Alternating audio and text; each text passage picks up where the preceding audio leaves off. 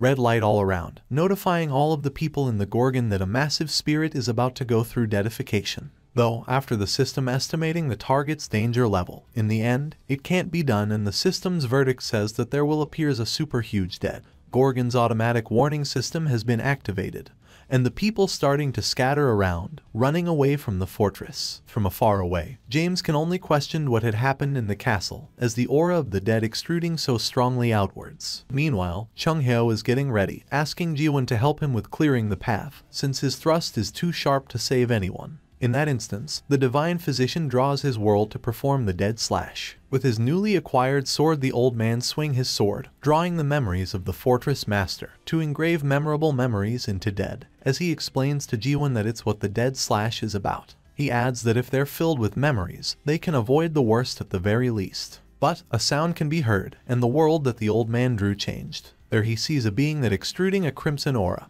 has its own world and seems hostile toward the old man. It turns to Chung Hyo as the old man realizes that the thing in front of him is not the fortress master. His world starts collapsing, as he says that he definitely feels something is way off there and tells Jiwon that the thing in front of him is not the fortress master, instead it's something completely different. Then, the body of the fortress master starts breaking the chain that bind him, with his deep crimson eyes, the thing that supposedly is the fortress master. Chung Hyo drenches in sweats, as the master's body swiftly awakens into completely different being. Jiwon knows that it's something stronger than any being that he faced in chaos. Once he descends into the ground, it sends shocks toward Jiwon and Chung Hyo, as he expresses how surprising it is, and how he never thought he would be able to descend into the world with the master's body. In the end, the invincible Gorgon's fortress master become a dead too, as he sees the familiar face, Chung Hyo. The thing speaks to him, saying how an incomplete awakened Chung Hyo still in chaos after 900 years ago where he found the fruit.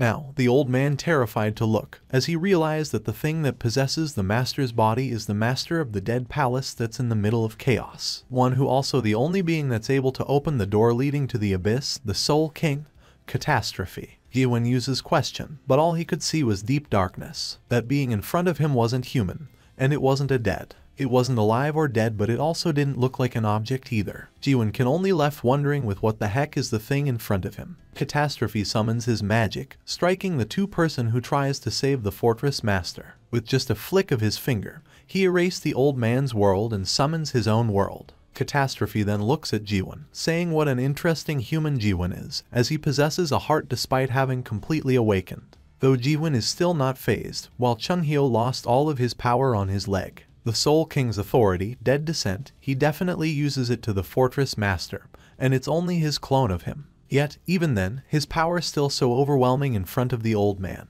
Suddenly, Jiwon speaks to Chung Hyo, saying that he has failed, adding that he is thinking of killing that thing now. Catastrophe smiles, asking whether Jiwon really just say that he will kill the Soul King of the Abyss. He twists his neck, expresses how interesting the human in front of him is. Though, Chung Hyo assumes that Jiwon must be kidding, saying that not even Mullark could do anything against the Soul King. Even though it might be a clone, that power still is overwhelming. That's when Jiwon tells the old man not to be scared, as he claims that he can beat the Soul King. It impresses Chung Hyo with how Jiwon is so calm when facing the impossible, as Catastrophe laughs hysterically. He tells Jiwon to give his best shot as the king summons his sword from his mouth. He grabs his pitch-dark broadsword, saying that Jiwon is a foolish awakened who possesses a human heart. It is the Void Sword, a fearful weapon that turned half of the expedition squad into dead in an instant, which shocks Chung Hyo as he can't believe he is seeing that sword again. Catastrophe dashes toward Jiwon as he manages to dodge it, while Chung Hyo was thrown aback with the wind gush. The king spoke, saying that he has seen eyes like Jiwon's, eyes that says Jiwon wants to go into the abyss. That surprises the old man. He doesn't know what happened in the fortress, while he also doesn't know any information of the kid in front of him. Chung Hyo knew that the kid in front of him is mysterious, but he never thought Jiwon would want to go to the abyss. The king shouted, as he seemed to be really excited, saying it's amazing that there are one who wish to reach the end of this world, even to this day. But it's not enough. Jiwon is not even close to that mare he knew of as Mullark. The king's movement became faster. Jiwon had not laid a successful strike against the king yet. The king was moving much faster than Jiwon's slight thrust. Catastrophe manages to grab Jiwon and swing his sword, intending to split him in two, though, with the king's swift speed, Jiwon miraculously evades the attack. While at the same time, he focused his energy into his sword and performed normal thrust to the king. Now, Jiwon already gotten rid of an arm, as he thinks of the next thing he need to do, but in a flash, Catastrophe already come into Jiwon's face, going to strike him again. Fortunately, Jiwon sees it and manages to dodge it again. What comes next is the Void Sword swinging wide to Jiwon as he evades the attack, but he feels his hand that got struck by the sword turned into a dead cell. Then, he focused his energy into the tip of his sword and strike his normal thrust. But, as if the king wasn't originally there,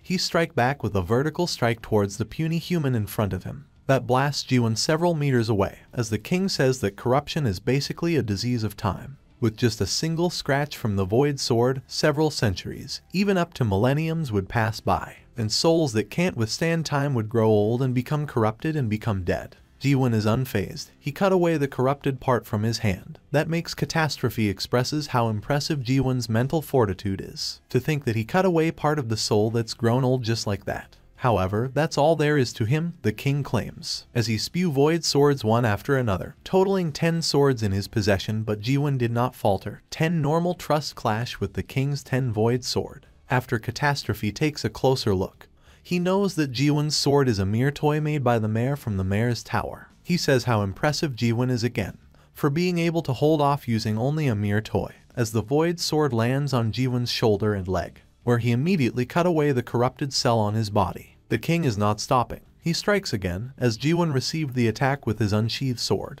He thought that the Soul King, Catastrophe, is really strong. He could not measure the opponent's strength. He could not see his weakness even through his awakening skill. Without that skills, his understanding would not work, and all he knew was that the being in front of him had lived for countless years. Still, if Jiwon continues to fight like that, his soul wouldn't be able to last. No matter how many times he tries, he can't focus because the matter that he sees are messing with his sights. Jiwon's unique world is a world that he remembers as those who have disappeared and recreate them with his imagination.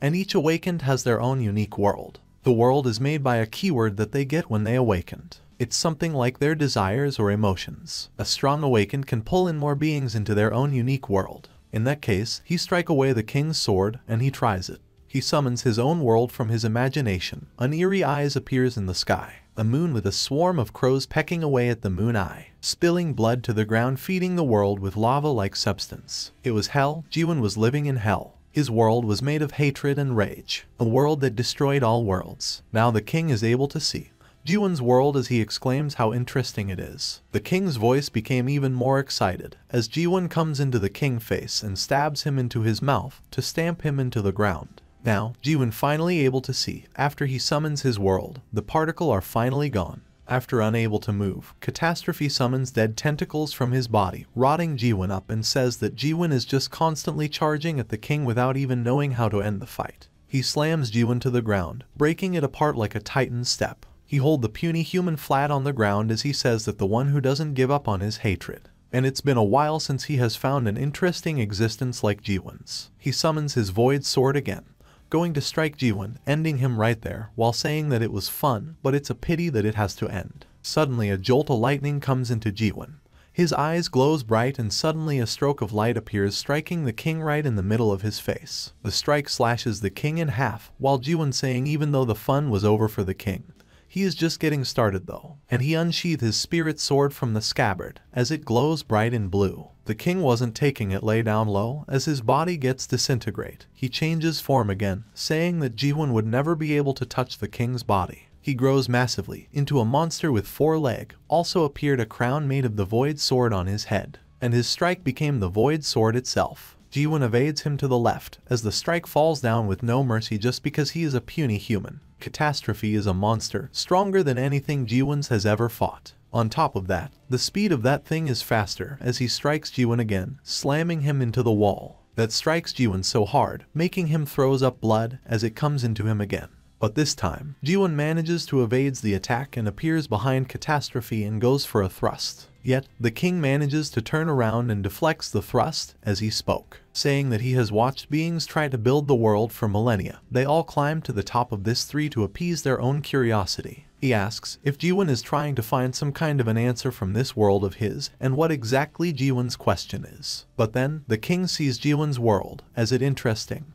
His voice become even more excited. Their sword clashed. Jiwon felt strange as he moved his sword. He never felt this way. As their sword clashed, thousands of words were exchanged. The king says that Jiwon doesn't give up on his hatred even after he realizes the truth and emptiness of life. The king was astonished. He never seen beings that destroyed the worlds for over millions of years. All of them climbed this tree with their questions. Catastrophe spoke while deflecting thrusts, as he asks what Jiwon's question to be answered with such a world on his back. Jiwon did not answer, but the king seemed to understand that the world itself is Jiwon's question. Their sword clashed again. A world that has fallen, the thrust had reached its maximum power, as Catastrophe expresses how arrogant Jiwon's world is. A mere human questioning the worth of the almighty land. Meaning that Jiwon's questioned whether if the almighty land is worthy enough to exist. But Jiwon did not answer him, as he evades the king's sword. This situation is definitely one that Jiwon have experienced somewhere before, as he remembers fighting against Beastrain. The thing that has descended upon the Fortress Master is the clone of the real Soul King. That means his current self able to beat it. Catastrophe shocked as the world screamed, and his strong thrust was unleashed. The king still stands up, as he says that Jiwon's impudence knows no bounds. Then he asks whether Jiwon knows that he will never be able to kill the king. He adds that he feels bored now, and starts to perform his massive attack, with his size and massive jaw. He strikes the tiny human that dare to stand before him. Another jolt of lighting appeared in Jiwon's eyes again, and now he sees it as he thinks that he knew it. That the clone connected to the king's main body, so all he need to cut that connection. And he jumps up into the air, performing a technique called crack that able to cut the connection between the clone and the main body. Jiwon's world shaking violently, as the king now knows that Jiwon is one who lives for the end. He now will awaits for Jiwon at the entrance that leads to the abyss, and he was gone. The Fortress Master falls down on the ground like a rag doll in Jiwon's side. It's finally finished. He wasn't sure if he could succeed. The king was a powerful enemy that he might lost if he tried to fight it outright. That makes him realizes that his thrust wasn't enough anymore. He needs new skills to climb down to the abyss.